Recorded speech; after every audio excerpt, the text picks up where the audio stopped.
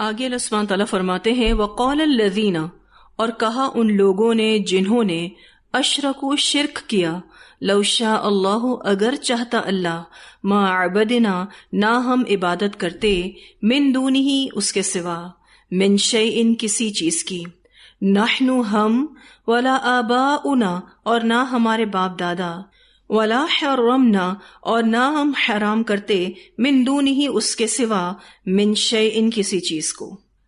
اللہ سبحانہ تعالیٰ فرماتے ہیں کہ مشرکین مکہ فریب میں مبتلا ہیں کہ وہ شرک کر کے تقدیر سے دلیل لیتے ہوئے کہتے ہیں اگر اللہ چاہتا تو نہ ہم ہی اس کے سوا کسی چیز کو پوچھتے اور نہ ہمارے باپ دادا ہی، اور نہ اس کے حکم کے بغیر ہم کسی چیز کو حرام ٹھہراتے۔ ان کا اشارہ اس بحیرہ، سائبہ اور وسیلہ کی طرف تھا جنہیں انہوں نے خود سے ایجاد کر رکھا تھا، اور اللہ نے اس کے بارے میں کوئی حکم نازل نہیں فرمایا۔ ان کے کہنے کا مطلب یہ ہے کہ اگر اللہ کو یہ کام پسند نہ ہوتے تو وہ ہمیں یہ کرنے ہی نہ دیتا اور کرنے پر فوراً سزا دیتا۔ اللہ نے ان کے اس طرح کے شبہات کو کینسل کرتے ہوئے فرمایا کذالک، اسی طرح، فعل الذین، کیا ان لوگوں نے جو من قبلہم، ان سے پہلے تھے۔ فرمایا کہ یہ کوئی نئی بات نہیں جو انہوں نے کہہ دی ہے، پہلے بھی لوگ ایسی سرکشی کر چکے ہیں۔ فہل، تو نہیں، علی الرسل، اوپر رسولوں کے ہے، الا البلاغ المبین، مگر پہنچانا کھلم کھلا۔ اب سننے والوں کا کام ہے کہ وہ اسے مانے یا نہ مانے۔ تو یہاں اللہ تعالیٰ ان کے شبہات کا رد کرتے ہوئے فرماتے ہیں پس پیغمبروں کے ذمے اللہ کے احکام کھول کر سنا دینے کے سوا اور کچھ نہیں۔ یعنی بات اس طرح نہیں جس طرح تم نے گمان کیا ہے کہ اللہ نے منع نہیں کیا، بلکہ اللہ نے تو اس سے بہت سختی سے منع کیا ہے۔ اس نے ہر دور میں اور ہر علاقے میں اپنے رسولوں کو بھیج کر توحید کی دعوت عام کی ہے، شرک سے روکا ہے۔ اس سے یہ بات واضح ہے کہ اللہ تعالیٰ ہرگز پسند نہیں کرتا کہ لوگ شرک کریں۔ اللہ نے اپنی مشیت کی وجہ سے تمہیں جبراً اس سے نہیں روکا ہے، تو یہ اس کی حکمت اور مصلحت کا ایک حصہ ہے جس کی وجہ سے انسانوں کو ارادے کی آزادی دی ہے، کیونکہ اس کے بغیر ان کی آزمائش ممکن ہی نہ تھی۔ اللہ کے رسول اللہ کا پیغام پہنچاتے رہے، سمجھاتے رہے کہ اس آزادی کا غلط استعمال نہ کرو، بلکہ اللہ کی رضا کے مطابق اسے استعمال کرو۔ یہ جو دلیل دیتے تھے کہ اللہ تعالیٰ اگر چاہتے تو ہم شرک نہ کرتے، ان کی اس دلیل میں ہی اس کا رد موجود ہے، جو یہ ہے کہ اگر اللہ کو مشرکوں کا شرک گوارا ہوتا تو اللہ ان کے شرک پر سکوت اختیار فرماتے، لیکن اللہ نے رسولوں کو بھیج کر ان کے کاموں کی تردید کی ہے۔ تو اللہ سبحانہ تعالیٰ فرماتے ہیں کذالک فعل الذین من قبلہم فہل علی الرسل الا البلاغ المبین۔ پھر فرمایا وَلَقَدْ، اور البتہ تحقیق، بعثنا، بھیجا ہم نے، فی کل امت، ہر امت میں، رسولا، ایک رسول کو، ان اعبدوا اللہ، یہ کہ عبادت کرو اللہ کی، وَاجْتَنِبُوا الطَّاغُوتَ، اور بچو طاغوت سے، فمنہم، تو ان میں سے بعض یعنی ایسے ہیں، من ہدی اللہ، جن کو ہدایت دی اللہ نے، ومنہم، اور ان میں سے بعض، من حقت، جن پر سچ ہو گئی، علیہ الضلالہ، اس پر گمراہی۔ فسیرو، پس چلو پھرو، فی الارض، زمین میں، فانظرو، پھر دیکھو، کیف کان، کس طرح ہوا، عاقبۃ المکذبین، انجام جھٹلانے والوں کا۔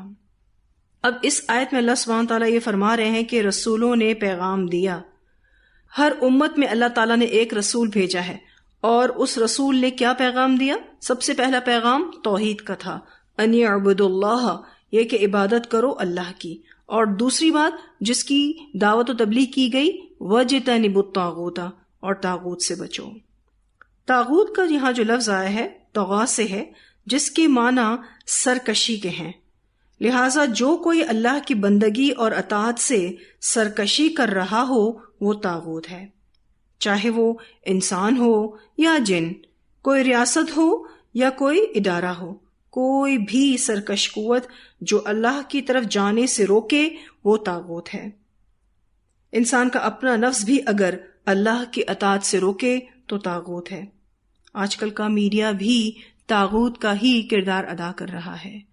تو اللہ سبحانہ تعالیٰ فرماتے ہیں ان میں سے پھر بعض ایسے ہیں جو ان رسولوں کی دعوت پر لبیک کہتے ہوئے ان کی طرف آ جاتے ہیں، تو اللہ تعالیٰ ان کو پھر ہدایت دے دیتا ہے، اور کچھ ایسے ہیں جو رسولوں کو جھٹلا دیتے ہیں، تو پھر ان پر گمراہی چسپاں ہو جاتی ہے، سچ ہو جاتی ہے۔ رسولوں نے پیغام پہنچانے کے لیے جو کچھ کرنا تھا، یعنی جو کچھ وہ کر سکتے تھے کیا، لیکن لوگوں نے شرک کر کے آزادی کا غلط استعمال کیا، جس کی سزا دائمی عذاب ہے۔ آپ دیکھیں تو رسولوں نے جب اللہ کا پیغام پہنچایا تو دو گروپ بن گئے، ایک ماننے والے، دوسرے نہ ماننے والے۔ اس آیت کے آخر میں آپ دیکھیے تو اللہ سبحانہ تعالیٰ فرماتے ہیں کہ زمین میں چلو پھرو، فسیرو فی الارض، چلو پھرو زمین میں، کیونکہ اس سے انسان کا دماغ کھلتا ہے اور اس غور و فکر سے بہت جلد سبق اور نصیحت حاصل ہوتی ہے۔ تو اللہ سبحانہ تعالیٰ فرماتے ہیں زمین میں چلو پھرو، یعنی غور و فکر کرو کہ جنہوں نے جھٹلایا ان کا انجام کیا ہوا۔ فانظروا کیف کان عاقبۃ المکذبین، پھر دیکھو کس طرح ہوا انجام جھٹلانے والوں کا۔ تم محض تاریخ یا لوگوں سے سنی سنائی باتوں پر اعتبار نہ کرو، بلکہ خود چل پھر کر ان جگہوں پر جاؤ۔ سب قومیں ایسی ہیں جو تمہارے آس پاس ہی رہا کرتی تھیں، تمہارا وہاں جانا اور جا کر دیکھنا آسان بھی ہے۔ جب ان کے انجام کو دیکھو گے تو تمہیں سبق ملے گا کہ اگر تم نے اپنے رسول کی تکذیب کی تو تمہارا بھی یہی انجام ہوگا۔ آپ دیکھیے تو آج بھی فیلڈ ٹرپس ہوتی ہیں، اور یہ تعلیم کا ماڈرن طریقہ ہے کہ سفر کروا کر سکھایا جاتا ہے۔ تو اللہ سبحانہ تعالیٰ فرماتے ہیں فسیروا فی الارض، چلو پھرو زمین میں، کیونکہ انسان جب چل پھر کر دیکھتا ہے تو اس کا دماغ کھلتا ہے، وہ سوچتا ہے، سمجھتا ہے، غور و فکر کرتا ہے، اور غور و فکر کرنے سے بہت جلد سبق اور نصیحت حاصل ہوتی ہے۔ پھر اللہ سبحانہ تعالیٰ فرماتے ہیں ان تحرص، اگر آپ حرص کریں، علی ہداہم، ان کی ہدایت پر۔ ایکچولی نبی اکرم صلی اللہ علیہ وسلم سارے لوگوں کی ہدایت کے حریص تھے۔ فإن اللہ، تو بے شک اللہ تعالیٰ، لا یہدی، نہیں ہدایت دیتا، من یضل، جس کو وہ بھٹکا دیتا ہے۔ اللہ تعالیٰ کسی کے لیے ہدایت کا فیصلہ تب کرتے ہیں جب اس کے دل میں ہدایت کی طلب ہو، لیکن جس کے دل میں ہدایت کی طلب نہ ہو تو پھر اللہ سبحانہ تعالیٰ اس کو ہدایت نہیں دیتا۔ وما لہم، اور نہیں ان کے لیے، من ناصرین، کوئی مددگاروں میں سے۔ اللہ تعالیٰ رسول اللہ صلی اللہ علیہ وسلم سے مخاطب ہیں۔ آیت کے پہلے حصے میں آپ دیکھ رہے ہیں اللہ تعالیٰ فرماتے ہیں ان تحرص علی ہداہم۔ اللہ تعالیٰ کہتے ہیں کہ جب اللہ نے انہیں گمراہ کرنے کا ارادہ کر لیا ہے تو آپ کا ان کی ہدایت کی خواہش کرنا انہیں کچھ نفع نہیں پہنچا سکتا۔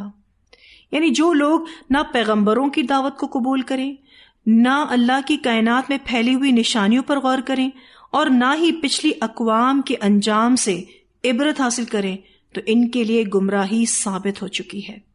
آپ صلی اللہ علیہ وسلم ان کے ایمان لانے کی خواہ کتنی ہی آرزو کریں، کوئی بھی بات ان کو ایمان کی طرف نہیں لا سکتی۔ ایکچولی اس آیت میں اللہ کا قانون بتایا جا رہا ہے، اور ایسا قانون جو اٹل ہے۔ وہ کیا ہے کہ اللہ تعالیٰ حق پہنچاتا ہے، لوگوں پر ہدایت واضح ہوتی ہے، اور بار بار انہیں موقع دیا جاتا ہے کہ وہ سیدھے راستے پر آ جائیں، لیکن اگر کوئی حق کو واضح طور پر پہچان لے اور اس کو ٹھکرا دے تو اس سے ہدایت کی توفیق لے لی جاتی ہے، اللہ تعالیٰ اس کے دل پر مہر لگا دیتے ہیں۔ انہی کے بارے میں نبی اکرم صلی اللہ علیہ وسلم کو بتایا جا رہا ہے۔ سورۃ القصص کی آیت نمبر 56 میں بھی یہی موضوع آتا ہے کہ نبی اکرم صلی اللہ علیہ وسلم بہت زیادہ لوگوں کی ہدایت کے لیے حریص تھے۔ آپ چاہتے تھے کہ سب لوگ ایمان لے آئیں، لیکن جو ایمان لانا نہیں چاہتا، جو پہچان چکا ہے ایمان کو لیکن اس کے باوجود بھی ٹھکرا دیتا ہے، تو پھر اللہ سبحانہ تعالیٰ اسے ہدایت کی توفیق کو لے لیتے ہیں۔ یہی بات اللہ تعالیٰ یہاں نبی اکرم صلی اللہ علیہ وسلم کو بتا رہے ہیں، فإن اللہ لا یہدی من یضل وما لهم من ناصرین۔ پھر اللہ تعالیٰ فرماتے ہیں وَأَقْسَمُوا، اور وہ قسمیں کھاتے ہیں، باللہ، اللہ کی، جہد ایمانہم، پکی قسمیں اپنی، اور یہ پکی قسمیں کھا کر کیا کہتے تھے؟ لا یبعث اللہ، نہیں اٹھائے گا اللہ اسے، من یموت، جو مر جاتا ہے۔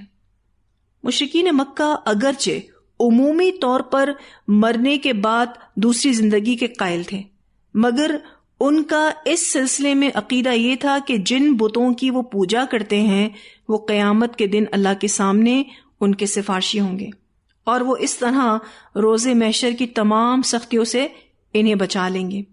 لیکن ان کے ہاں ایک طبقہ ایسا بھی تھا جو بعث بعد الموت کا منکر تھا۔ ان کے عقیدے کو قرآن میں کئی بار واضح کیا گیا ہے۔ سورہ انعام کی آیت نمبر 29 میں اللہ سبحانہ تعالیٰ فرماتے ہیں وَقَالُوا إِنْ هِيَ إِلَّا حَيَاتُنَا الدُّنْيَا وَمَا نَحْنُ بِمَبْعُوثِينَ، اور انہوں نے کہا کہ نہیں ہے یہ ہماری زندگی مگر صرف دنیا کی، اور ہم دوبارہ اٹھائے نہیں جائیں گے۔ یعنی مٹی میں مل جانے کے بعد دوبارہ جی اٹھنا ان کو ناممکن لگتا تھا۔ ایکچولی جب انہیں برے انجام سے ڈرایا جاتا تھا تو یہ تکبر اور ضد میں آ کر اللہ ہی کی پکی قسمیں کھا کر کہنے لگتے کہ دوبارہ جی اٹھنے کی بات فضول اور عقل سے خلاف ہے۔ وہ کہتے تھے کہ اس بات کی لاجک ہمیں سمجھ نہیں آتی، حالانکہ کائنات کی ایک ایک چیز اس بات کی گواہی دیتی ہے کہ اللہ تعالیٰ ہر چیز پر قادر ہے۔ اس کی حکمت کا تقاضا بھی یہی ہے کہ لوگ دوبارہ زندہ ہوں تاکہ دنیا میں اپنے کیے کی جزا یا سزا پائیں۔ اچھے عمل کرنے والے جنت میں جائیں اور برے عمل کرنے والے اپنے کیے کی سزا پائیں۔ تو انہوں نے دوبارہ جی اٹھنے کو بہت دور سمجھا، اور انبیاء نے جب اس عقیدے کی اصلاح کی تو وہ جھٹلا گئے۔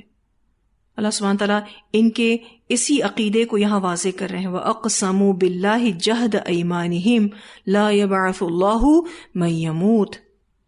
اب اللہ سبحانہ تعالیٰ ان کو جواب دے رہے ہیں بلا کیوں نہیں، لیکن بلا کا لفظ جب بھی آتا ہے تو پچھلی بات کی نفی کی جا رہی ہوتی ہے اور آگے ان کو پھر جواب دیا جا رہا ہوتا ہے۔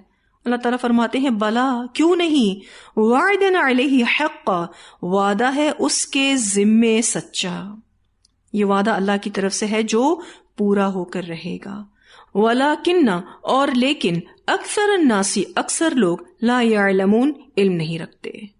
اکثر لوگ اس بات کو نہیں جانتے، یعنی ان کو یہ چیز معلوم ہی نہیں، یا پھر آپ کہہ سکتے ہیں کہ ان کو معلوم تو ہے پر یقین ہی نہیں کہ کل قیامت آئے گی اور اللہ کے سامنے جواب دہی ہوگی اور وہی ابدی زندگی ہے۔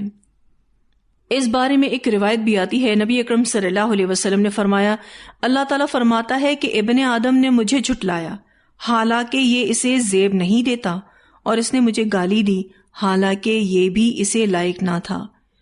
اس کا جھٹلانا تو یہ ہے کہ وہ کہتا ہے کہ اللہ اسے پھر زندہ نہیں کرے گا جس طرح اس نے اسے پہلی بار زندہ کیا تھا، اور اس کا مجھے گالیاں دینا اس کا یہ کہنا ہے کہ اللہ نے کوئی بیٹا بنایا ہے، حالانکہ میں احد ہوں، میں صمد ہوں، نہ میری کوئی اولاد ہے اور نہ میں کسی کی اولاد ہوں اور نہ کوئی میرے برابر کا ہے۔ اسے بخاری نے روایت کیا ہے۔ اب آپ دیکھیے کہ یہ اللہ کی قسمیں کھا کر، بے شک ضد میں آ کر، بے شک تکبر میں آ کے اس طرح کی بات کر جاتے تھے۔ اللہ سبحانہ تعالیٰ نے ان کو جواب دیا ہے کہ اللہ کا یہ وعدہ سچا ہے لیکن اکثریت اس کو نہیں جانتی ہے۔ یہاں جو بات ہو رہی ہے نا وَلَكِنَّ أَكْثَرَ النَّاسِ لَا يَعْلَمُونَ، نہ جاننا دراصل یقین نہ رکھنا ہے اور اسی وجہ سے عمل نہیں ہے۔ اگر ہمیں یقین ہے تو عمل میں خاطر خواہ تبدیلی آنی چاہیے۔ آپ دیکھیے ان کو علم نہیں تھا، یعنی یہ جانتے نہیں تھے، دراصل ان کو یقین نہیں تھا۔ یہ جانتے تو تھے، بہت کچھ سنتے تھے، لیکن ان کو یقین نہیں تھا، اسی وجہ سے ان کا عمل بھی نہیں تھا۔ تو یہاں ہمارے لیے سیکھنے کی یہی بات ہے کہ اگر ہمیں یقین ہے کہ کل قیامت آئے گی، ہمیں اپنے ایک ایک عمل کا اللہ کے سامنے جواب دینا ہے، تو پھر ہمارے عمل میں خاطر خواہ تبدیلی آنی چاہیے۔ پھر اللہ سبحانہ تعالیٰ فرماتے ہیں لِيُبَيِّنَ لَهُمْ، تاکہ بیان کرے ان کے لیے الذی، وہ چیز، یختلفون، وہ اختلاف کرتے ہیں، فیہ، اس میں۔ اب اللہ سبحانہ تعالیٰ قیامت کے واقع ہونے اور دوبارہ جی اٹھنے کی حکمت اور مصلحت کو بیان کر رہے ہیں۔ آپ کہہ سکتے ہیں کہ یہاں علت بیان کی جا رہی ہے، تو پہلی علت یا پہلی وجہ کیا ہے؟ لِيُبَيِّنَ لَهُمُ الَّذِي يَخْتَلِفُونَ فِيهِ۔ دوسری وجہ وَلِيَعْلَمَ الَّذِينَ، اور تاکہ جان لیں وہ لوگ جنہوں نے کفر و کفر کیا، انہم، بے شک وہ، کانو، تھے وہ، کاذبین، جھوٹے۔ تو اللہ سبحانہ تعالیٰ فرماتے ہیں کہ قیامت کیوں واقع ہوگی، کیوں اللہ تعالیٰ دوبارہ اٹھائے گا، اس کی حکمت کیا ہے، اس کی مصلحت کیا ہے، اس کی علت کیا ہے کہ وہ بیان کرے ان کے لیے وہ چیز جس میں وہ اختلاف کرتے ہیں۔ آج آپ دیکھیے کہ دنیا میں بہت سارے لوگ بہت سے معاملات میں اختلاف کرتے ہیں اور ان اختلافات کا کوئی فیصلہ نہیں ہوتا۔ تو اللہ سبحانہ تعالیٰ اس دن یعنی قیامت کے دن ان چیزوں میں فیصلہ فرمائے گا جن میں لوگ دنیا میں اختلاف کرتے تھے، اور اہل حق اور اہل تقوی کو اچھی جزا ملے گی اور اہل کفر اور فسق کو ان کے برے عملوں کی سزا ملے گی۔ اس کے علاوہ ان کفار پر یہ بات واضح ہوگی کہ وہ قیامت کے نہ آنے پر جو قسمیں کھاتے تھے ان میں وہ جھوٹے تھے۔ تو اللہ سبحانہ تعالیٰ یہاں پر 2 ریزنز بتا رہے ہیں قیامت کے آنے کے لیے، بعث بعد الموت کے لیے۔ ٹھیک ہے جی، پہلی بات کیا ہے کہ وہ جو اختلاف کرتے تھے ان اختلافات کا فیصلہ کل قیامت کے دن ہوگا۔ یہ اختلافات ایمان والوں سے یہ کیا کرتے تھے اور ان کا فیصلہ دنیا میں نہ ہو سکا تو اللہ تعالیٰ اس کا فیصلہ فرمائے گا۔ پھر یہ کہ خیر اور شر کی جو کشمکش چل رہی ہے اس کا فیصلہ اللہ ہی کرے گا۔ اور یہاں پر الذین کفروا کہا گیا ہے نا، وہ لوگ جنہوں نے کفر کیا۔ کس چیز کا کفر؟ موت کے بعد دوبارہ جی اٹھنے کا کفر، یعنی وہ بعث بعد الموت کے انکاری تھے۔ تو اللہ تعالیٰ ان کافروں کو واضح کرے گا کہ وہ جھوٹے تھے۔ یہ اللہ کی جو قسمیں کھا کر کہتے تھے کہ دوبارہ کوئی جی اٹھنا نہیں ہے، جو مر جاتا ہے مٹی ہو جاتا ہے وہ دوبارہ نہیں اٹھے گا، تو اللہ سبحانہ تعالیٰ ان کو واضح کرے گا کہ وہ جھوٹ بولا کرتے تھے۔ انہم کانوا کاذبین، بے شک وہ تھے وہ جھوٹے۔ پھر اللہ سبحانہ تعالیٰ فرماتے ہیں انما، بے شک، قولنا، ہماری بات، لشیء، کسی چیز کے لیے، اذا، جب، اردناہ، ارادہ کرتے ہیں ہم اس کا، ان نقول، یہ کہ ہم کہیں، لہو، اس کو، کن، ہو جا، فیکون، تو وہ ہو جاتا ہے۔ اللہ سبحانہ تعالیٰ فرماتے ہیں کہ وہ ہر چیز پر قادر ہے، زمین اور آسمان کی کوئی چیز اسے عاجز نہیں کر سکتی۔ اس کی شان تو یہ ہے کہ جب وہ کسی چیز کے پیدا کرنے کا ارادہ کرتا ہے تو اسے فرما دیتا ہے کہ ہو جا، تو وہ ہو جاتی ہے۔ اس طرح جب قیامت کو لانے کا ارادہ کرے گا تو کن کہے گا تو وہ واقع ہو جائے گی۔ تو قیامت کا ہونا کتنا بھی لوگوں کو مشکل اور ناممکن لگے مگر اللہ کے لیے کچھ مشکل نہیں۔ اسی سورہ کی آیت نمبر 77 میں بتایا گیا ہے کہ اللہ کے لفظ کن سے پلک جھپکتے ہی قیامت آ جائے گی۔ اللہ تعالیٰ فرماتے ہیں وما امر الساعة الا كلمح البصر او هو اقرب۔ تو اللہ تعالیٰ کسی چیز کے ظہور کے لیے نہ کسی ظاہری اسباب کا محتاج ہے اور نہ کسی ہستی کی موجودگی کا، اس کا چاہنا کسی بھی چیز کے لیے کافی ہے۔ لوگ اللہ کی قدرت کو صحیح معنوں میں سمجھ نہیں پا رہے۔ تو یہاں آپ دیکھیے تو اللہ سبحانہ تعالیٰ نے اپنی قدرت کا بیان فرمایا ہے، اور وہ قدرت کیا ہے کہ اللہ تعالیٰ کسی بھی چیز کو کرنا چاہے تو اس کے لیے صرف اور صرف کن کہے گا اور وہ چیز ہو جاتی ہے۔ یہی بات سورہ یاسین کے آیت نمبر 82 میں بھی آتی ہے کہ اللہ تعالیٰ اگر کسی بھی چیز کا ارادہ کرتے ہیں اس کے لیے صرف اور صرف کن کہتے ہیں اور وہ ہو جاتی ہے۔ تو یہاں الحمدللہ ہمارا لیسن مکمل ہوا۔ اتنی آیات کی ہم تلاوت سنتے ہیں۔ وَقَالَ الَّذِينَ أَشْرَكُوا لَوْ شَاءَ اللَّهُ مَا عَبَدْنَا مِن دُونِهِ مِن شَيْءٍ نَحْنُ وَلَا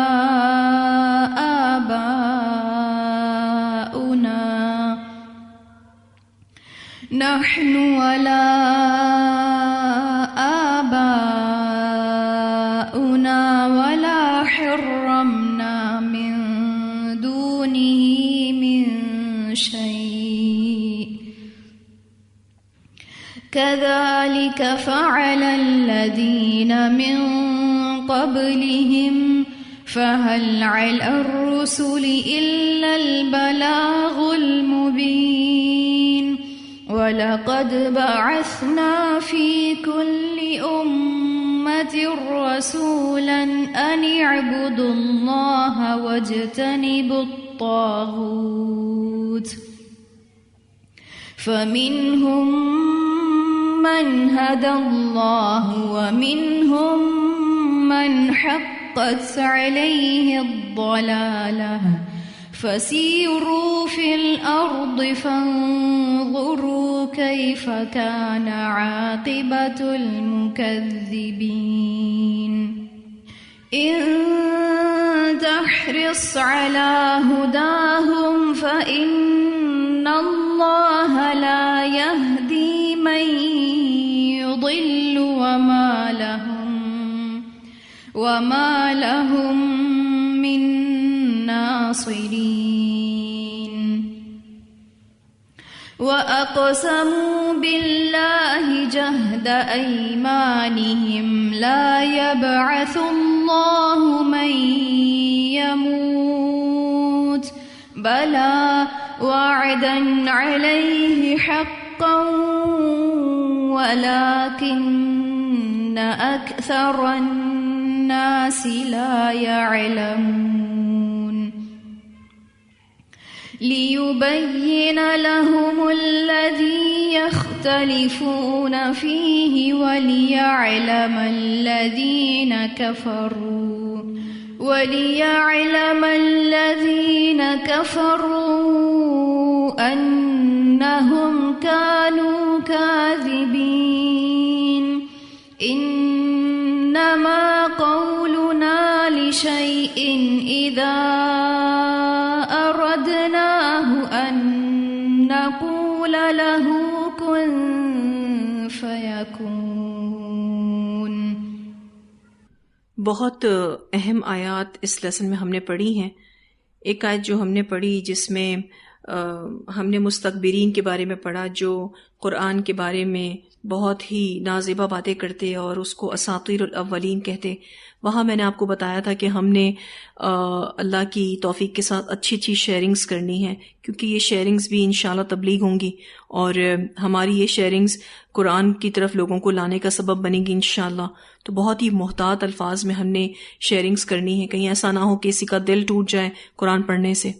کیونکہ اگر ہم نے کسی کو بھی قرآن سے دور کیا یا قرآن کے بارے میں کوئی بھی کامنٹس ایسے دیے تو پھر obviously یہ ایک بوجھ ہوگا جو کل قیامت کے دن ہم اٹھائیں گے.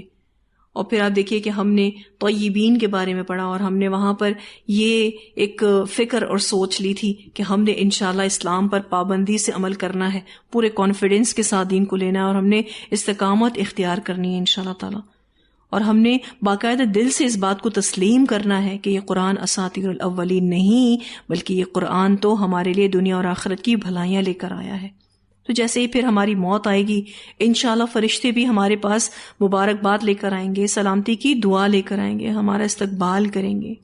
اللہ تعالی ہم سب کو بہترین عمل کرنے کی توفیق عطا فرمائے. دیکھیں ہم سب کا جو مشن ہے اس دنیا میں وہ یہ کہ ہم دین اسلام کا پرچار کریں، ٹھیک ہے نا، اور پھر یہ کہ اللہ کی رضا کو حاصل کریں.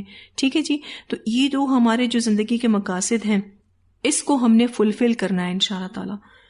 اور پھر جیسے ہی ہم یہ مشقت والی زندگی گزاریں گے، obviously دین اسلام پر جو بھی چلتا ہے اس پر عمل کرتا ہے، اس کو آگے پہنچاتا ہے، تو کوئی ایزی ٹاسک تو نہیں ہے، لازمی طور پر اس کو ڈیفیکلٹ سچویشن سے گزرنا پڑے گا. لیکن جیسے ہی پھر موت آئے گی تو انشاءاللہ پھر آسانیاں ہی آسانیاں ہوں گی. جیسے ہی فرشتے ہمارے پاس آئیں گے اور وہ کہیں گے سلام علیکم، آپ سوچیں ہماری فیلنگز کیسی ہوں گی اس وقت، ہم کتنے ریلیکس ہو جائیں گے. کیونکہ موت اور موت کے بعد کے مراحل کوئی آسان مراحل نہیں ہیں. اور پھر اس کے بعد ان کا یہ کہنا ادخلوا الجنت، داخل ہو جاؤ جنت میں، بما کنتم تعملون، بوجہ اس کے جو تھے تم عمل کرتے. آپ دیکھیے کتنا اپریشیٹ کیا جائے گا. اللہم اجعلنا منہم، اللہ تعالی ہمیں ان لوگوں میں شامل کرے، کیونکہ بہت ہی خوبصورت اینڈنگ ہے.